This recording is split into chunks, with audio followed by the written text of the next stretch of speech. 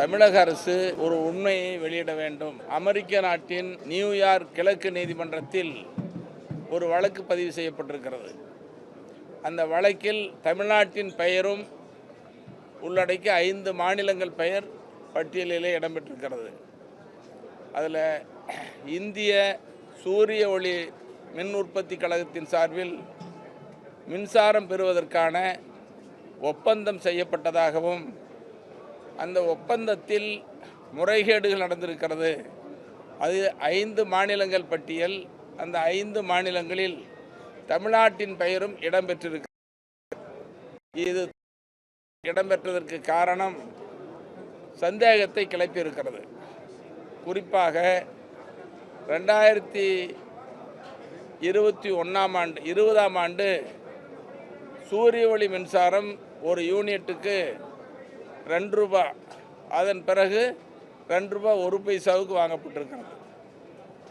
அதற்கு 2021 அதற்கு பிறகு போடப்பட்ட ஒப்பந்தத்தில் ஒரு யூனிட் மின்சாரம் ₹2.61 என்றும் தெரிவிக்கப்பட்டிருக்கிறது. ஆகவே இதில் நடந்திருக்கிற முறைகேடு என்ற வெளிவந்திருக்கிற செய்தி உண்மையான செய்தியா அல்லது உண்மைக்கு புறம்பான செய்தியா என்பதைத்தான் அரசு விளக்க வேண்டும் என்று பாட்டாளி மக்கள் கட்சியின் சார்பில் தொடர்ந்து வலியுறுத்தி கொண்டிருக்கிறோம். அதைத்தான் இன்றைக்கி நாங்கள் பேசினோம். முதலமைச்சர் அவர்கள் பதிலளித்தார். அதோட இன்றைக்கி தமிழ்நாட்டில் கடுமையான வெள்ளச்சேதம். அந்த வெள்ளச்சேதத்தில் வட மாவட்டங்கள் கடுமையாக பாதிக்கப்பட்டிருக்குது.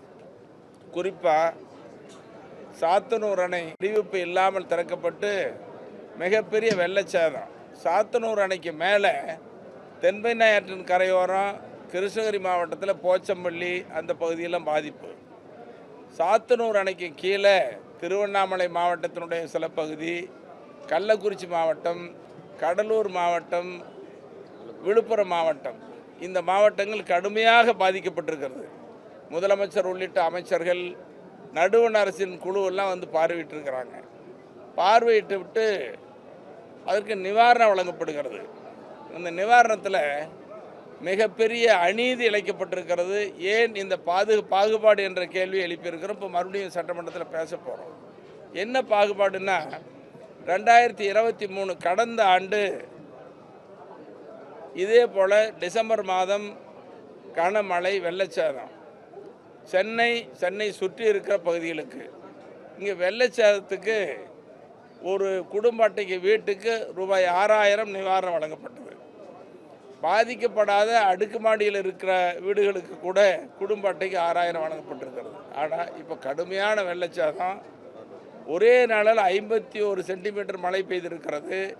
இதில் பாதிக்கப்பட்டது விழுப்புரம், கள்ளக்குறிச்சி, திருவண்ணாமலை, கடலூர் போன்ற 4 மாவட்டங்கள்.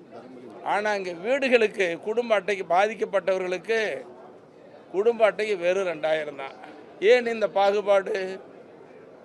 ஆனால் டிசம்பர்லேயே கூட சென்னையில் வழங்கப்பட்டதற்கு பிறகு ஒரு வாரம் கழித்து தென் மாவட்டங்களில் கடுமையான மழை. ஆனால் சென்னையை ஒட்டிய பகுதியும் தென் மாவட்டங்களிலேயும் 6000 மட்டும் வழங்கிவிட்டு இந்த வட மாவட்டங்களாக இருக்கிற கடலூர், விழுப்புரம், கள்ளக்குறிச்சி, திருவண்ணாமலை போன்ற மாவட்டங்களுக்கு 2000 வழங்கியதன் பாகுபாடு என்ன? ஏன் இந்த அநீதி என்பதைத்தான் வினாவாக எழுப்பியிருக்கிறோம். ஆகவே அரசு இதையெல்லாம் மனதிலே கொள்ளாமல் இவர்கள் மீது என்ன பாவம் செய்தார்கள் என்ற அந்த அக்கறையெல்லாம் விட்டுவிட்டு குடும்ப அட்டைக்கு ₹6000 வழங்கணும்.